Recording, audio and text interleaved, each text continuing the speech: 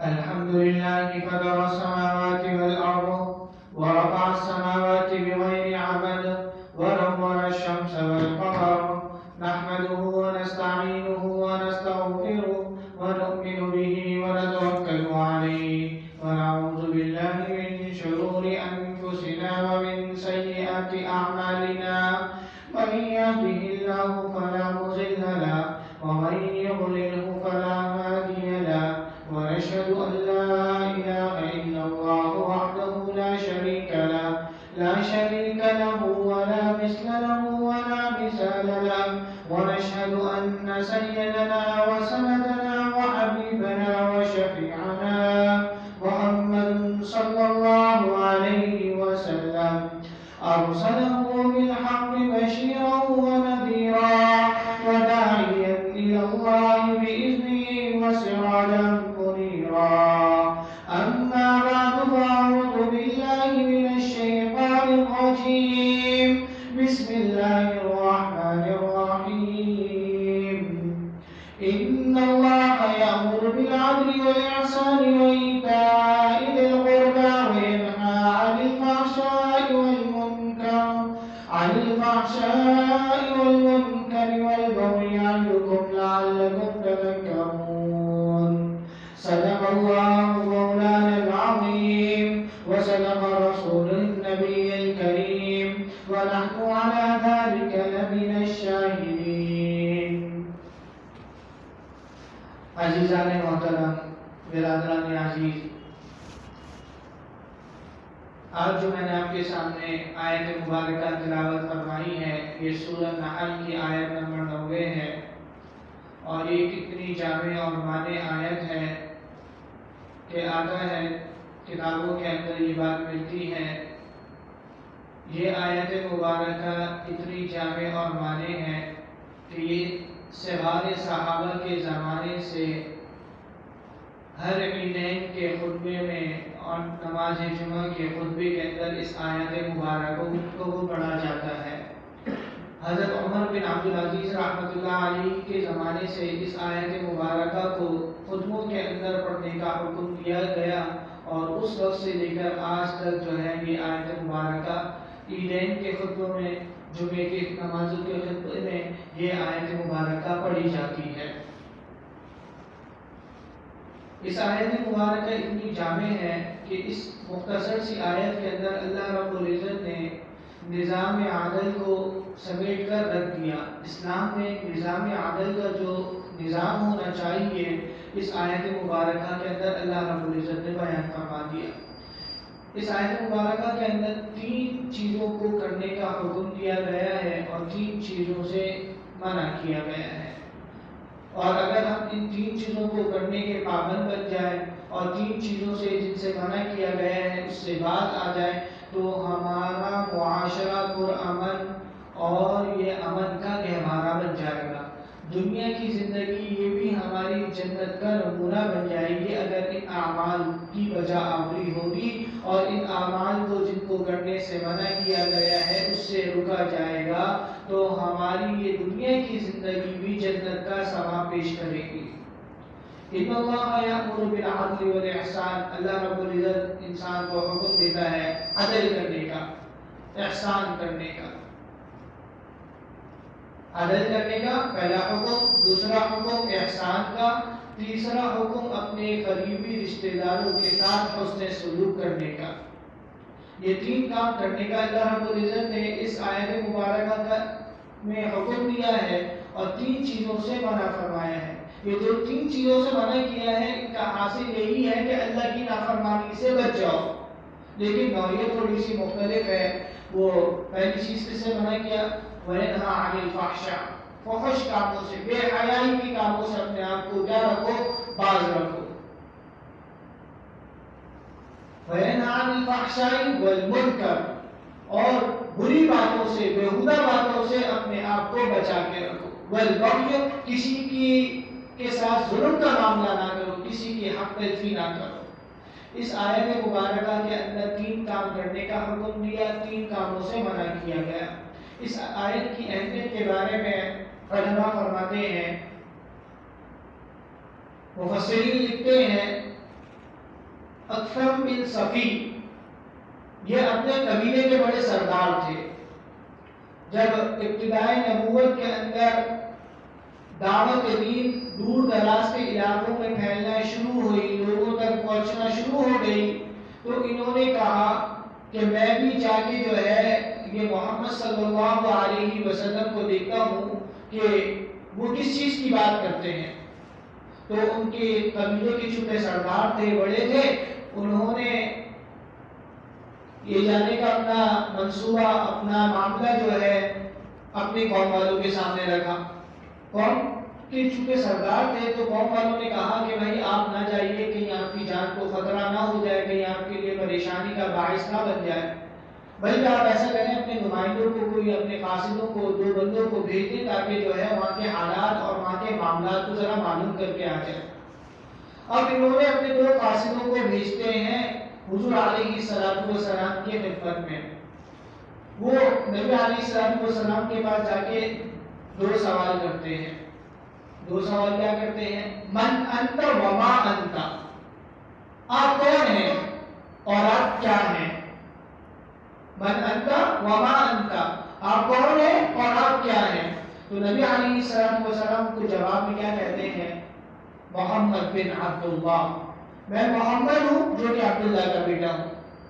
دوسرا وما انت، آپ کیا ہیں؟ تو میں اللہ کا بندہ ہوں اور اس کا رسول ہوں. اللہ کا بندہ ہوں اور اس کا رسول ہوں. اور یہ آیت مبارکہ جو میں نے آپ کے سامنے تلاوت فرمائی، اللہ کے نبی نے ان کے سامنے پڑھی. ان اللہ یأمر بالعدل والإحسان وإيتاء ذی القربى وینہی عن الفحشاء والمنکر والبغی یعظکم لعلکم تذکرون. یہ آیت مبارکہ پڑھی، انہوں نے کہا ایک مرتبہ اور پڑھیں، ایک مرتبہ اور پڑھیں، ایک مرتبہ اور پڑھیں. نبی علیہ السلام اس آیت مبارکہ کو پڑھتے رہے یہاں تک کہ ان قاصدوں کو یاد ہو گئی.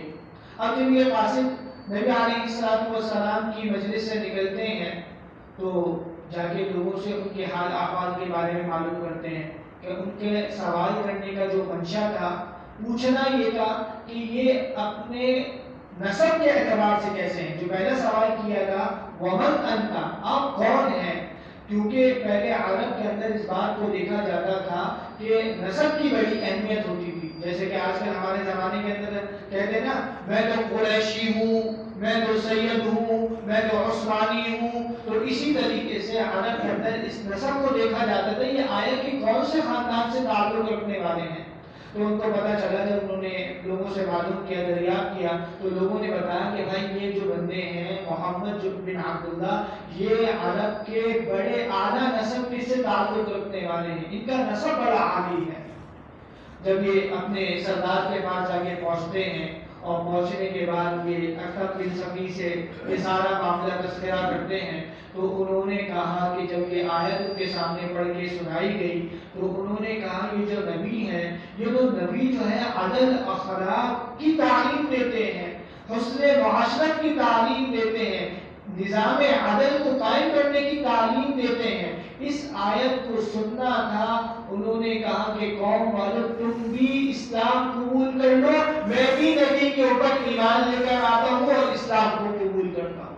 ابھی نبی علیہ السلام کی زیارت نہیں کی، نبی علیہ السلام سے ملاقات نہیں کی، ابھی انہوں نے بغیر دیکھے ہی صرف آیت مبارکہ کو سن کے اور نبی کے احوال کو جان کر ہی ایمان لے کر آ گئے. اسی طریقے سے اس آیت کی اہمیت کا اندازہ ایسے بھی ہوتا ہے. عثمان بن مسعود رضی اللہ تعالیٰ عنہ کے بارے میں آتا ہے، وہ ایمان لے کر آئے تھے لیکن سچے دل سے ایمان لے کے نہیں آئے تھے، یعنی پکے مسلمان نہیں بنے تھے، لوگوں کے مجبور کرنے پر، لوگوں کے کہنے کے اوپر ایمان لے کر آ گئے. تو تفسیر ابن کثیر کے اندر یہ بات لکھی ہے کہ ایک مرتبہ نبی علیہ السلام کی مجلس میں بیٹھے ہوئے تھے تو نبی علیہ السلام نے اس آیت مبارکہ کی تلاوت فرمائی. تو کہتے ہیں عثمان بن مسعود رضی اللہ تعالیٰ عنہ کہتے ہیں کہ اس آیت کے پڑھنے کی برکت سے میرے دل کے اندر ایمان راسخ اور مضبوط ہو گیا. جو اتنی جامع اور مانع آیت ہے، قرآن کے ویسے ہی جامع اور مانع ہے. کہتے ہیں مفسرین فرماتے ہیں کہ اللہ رب العزت اس آیات مبارکہ کو نازل فرماتے، اس کے علاوہ قرآن کریم کی کوئی آیت کوئی سورت نازل نہیں فرماتے تو یہ بھی کافی تھی ہمارے لیے، اتنی جامع اور مانع آیت ہے یہ۔ اب ایک اور بات یاد آتی ہے، ولید بن مغیرہ جو کہ اسلام کا جو ہے پکا دشمن تھا، لوگوں کو مسلمانوں کو ہر وقت تکلیف پہنچانے کے لیے تقریب کاری کرتا رہتا تھا اور جو ہے پلاننگ پہ لگا رہتا تھا، مصروف رہتا تھا کسی طریقے سے مسلمانوں کو کیا کیا جائے، ان کو ان کے مشن سے، ان کے اس کام سے جو ان کا نیا دین ہے اس سے ہٹایا جائے۔ اب یہ ایک مرتبہ نبی علیہ السلام کے پاس آیا قوم کا نمائندہ بن کر کہ بھائی آپ جو ہے اسلام کی تعلیمات لوگوں کو دیتے ہیں، دین کی تعلیمات دیتے ہیں، اپنے نبی ہونے کے بارے میں لوگوں کو بتاتے ہیں کہ اللہ کے اوپر ایمان لانے کی بات کرتے ہیں، آپ اس سے باز آ جائیں۔ تو اس موقع کے اوپر بھی نبی علیہ السلام نے یہ آیت تلاوت فرمائی تو کہتے ہیں مجلس کے بعد، دیکھیں جادو وہ ہوتا ہے جو سر چڑھ کے بولے، کمال وہ ہوتا ہے جس کا دشمن بھی اپنی زبان سے اقرار کرے۔ تو ولید بن مغیرہ جو اس وقت الفاظ کہتا ہے وہ سننے کے قابل ہے، کہتے ہیں کہ اس آیت کے اندر بڑی حلاوت ہے، اس آیت کے جڑوں کے اندر بڑی رونق ہے، اور اس آیت کے اندر کی جو جڑیں ہیں وہ ہر جڑ کے اندر جو ہے وہ ٹہنی والی ہے، شاخ والی ہے، اور ہر شاخ جو ہے پھلدار ہے۔ وَمَا هُوَ بِقَوْلِ شَاعِرٍ اور وَمَا هُوَ بِقَوْلِ بَشَرٍ، اور یہ کسی شاعر کا کلام نہیں ہے، یہ کسی انسان کا کلام نہیں ہے، بلکہ یہ تو کلام اللہ کا ہے۔ یہ آیت مبارکہ اتنی جامع اور مانع ہے۔ کیا حکم دیا؟ ان اللہ یأمر بالعدل، اللہ تعالیٰ مسلمانوں کو حکم دیتا ہے عدل کرنے کا۔ عدل کہتے کسے ہیں؟ عدل کہتے ہیں انصاف کو، وضع الشیء علی محلہ، کہ ہر چیز کو اس کی جگہ پر رکھنا۔ اسے کے مترادف اس کی ضد، اس کی اپوزٹ کیا ہے؟ ظلم ہے۔ وضع الشیء علی غیر محلہ، کسی چیز کو اس کے محل کے علاوہ میں رکھنا۔ تو شریعت کی تعلیم عدل دینے کی ہے، انصاف کرنے کی ہے، لوگوں کے ساتھ معاملے کے اندر انصاف کیا جائے، جس کا جتنا حق بنتا ہے یہ انصاف ہے۔ آگے ہی اس سے بڑھ کر اللہ رب العزت نے جو دوسرا حکم دیا، احسان کا حکم دیا، کہ احسان کسے کہتے ہیں؟ احسان کہتے ہیں اپنے حق کو چھوڑ کر دوسرے کے حق کو بھی ادا کرنا، یہ احسان کا درجہ ہے۔ چاہے وہ معاملات کے اندر ہو، چاہے وہ عبادات کے اندر ہو، چاہے وہ معاشرت کے اندر ہو، چاہے وہ سیاست کے اندر ہو، چاہے کسی بھی شعبے کے اندر ہو، تو اپنے حق کو چھوڑ کر دوسرے کے حق کو پورا ادا کرنا یہ احسان ہے۔ اب اس مثال کے طور کے اوپر نماز پڑھ رہے ہیں، نماز کے اندر قیام کرنا، تلاوت کرنا، سجدہ کرنا، رکوع کرنا، یہ کیا ہے؟ انصاف کا معاملہ ہے۔ احسان کا معاملہ کیا ہے؟ احسان کا معاملہ یہ ہے کہ ہم جب رب کائنات کے سامنے کھڑے ہو گئے تو ہمارا دل بھی رب کائنات کے سامنے ہو، دماغ بھی رب کائنات کے سامنے ہو، یعنی پورا استحضار ہمارے ساتھ ہو کہ ہم جو عبادت کر رہے ہیں اللہ تعالیٰ کی، اللہ تعالیٰ کے سامنے ہیں، خشوع اور خضوع کے ساتھ نماز پڑھیں، جسم بھی حاضر، دل و دماغ بھی حاضر، تو یہ احسان ہے۔ اور پھر انسان جب اپنے معاشرے کے اندر جب لوگوں کے ساتھ رہتا ہے نا تو اس کا ٹکراؤ سب سے زیادہ کس کے ساتھ ہوتا ہے؟ اپنے رشتہ داروں کے ساتھ ہوتا ہے۔ اس نے مجھے اپنے بچے کی شادی میں نہیں بلایا تو میں اس کو بھی اپنے بیٹے کی شادی میں نہیں بلایا۔ اس نے اپنے بچے کی منگنی کری تو ہمیں بتانا بھی گوارا نہیں سمجھا، تو میں بھی اس کو جو ہے نا اپنے بچے کی شادی میں نہیں بلاؤں گا، منگنی میں نہیں بلاؤں گا، اس کو اپنے دکھ اور غم کے بارے میں بتاؤں گا بھی نہیں۔ چھوٹی چھوٹی سی باتیں ہوتی ہیں، لڑائیاں شروع ہو جاتی ہیں۔ تیسرا حکم اللہ رب العزت نے اس آیت مبارکہ کے اندر یہ دیا ہے کہ وَإِيتَاءِ ذِي الْقُرْبَىٰ، اپنے قرابت داروں کے ساتھ حسن سلوک کا معاملہ کرنا، ان کا جو حق بنتا ہے تمہارے اوپر اس کو ادا کرنا۔ تین کام تو یہ جو جن کو کرنے کا شریعت نے حکم دیا اس آیت مبارکہ کے اندر، عدل کا نظام قائم ہوگا تو اس آیت مبارکہ کے اندر تین چیزوں کو بیان فرما دیا، اور تین چیزوں سے منع فرمایا ہے، کن چیزوں سے منع فرمایا ہے؟ فحش چیزوں سے، عن الفحشاء وینہا عن الفحشاء، فحش چیزوں سے، بے حیائی کی چیزوں سے، چاہے وہ سب سے پہلے جیسے مثال کے طور کے اوپر زنا کاری ہو گئی، چاہے وہ خوشی سے ہو، چاہے وہ مجبوری کی حالت کے اندر ہو، اللہ رب العزت نے اس کے اندر منع فرمایا۔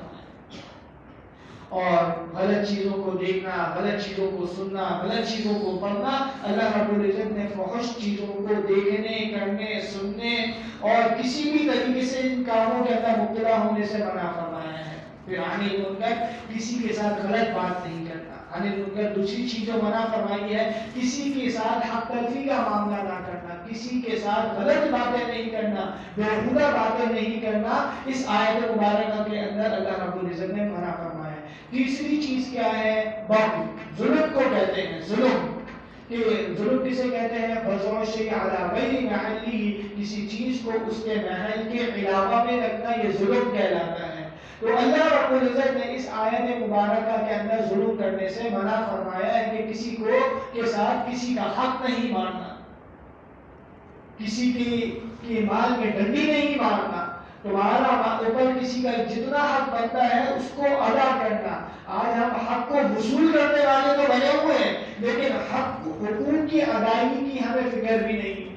میرے بھائی نے میرا اتنا مال قبضہ کر لیا، میرے دکاندار نے، میرے جو ہے پارٹنر نے میری اتنی چیز کے اوپر جو ہے قبضہ کر لیا، میرا پیسہ ٹربو لیا، یہ تو اپنا حق پتا ہے کہ میرا حق دوسرے کے اوپر یہ بنتا ہے، لیکن جو دوسرے کے حقوق ہمارے اوپر لازم ہوتے ہیں اس کی کسی کو فکر نہیں۔ تو اللہ رب العزت نے اس آیت کے اندر تین چیزوں کو کرنے کا حکم دیا ہے اور تین چیزوں سے منع فرمایا ہے، اور جو لوگ اس کے اوپر عمل کریں گے اللہ رب العزت ان کو دنیا کے اندر ہی جنت کا نمونہ کی زندگی کو بنا دے۔ اللہ رب العزت کہنے سننے سے زیادہ عمل کرنے کی توفیق عطا فرمائے۔ وآخر دعوانا ان الحمد للہ رب العالمین۔ اگر آپ کو ہماری ویڈیو اچھی لگی ہے تو ہمارے چینل کو سبسکرائب کریں اور بیل کے بٹن کو پریس کریں تاکہ ہر آنے والی ویڈیو آپ کو بر وقت مل سکے۔ جزاک اللہ خیرا۔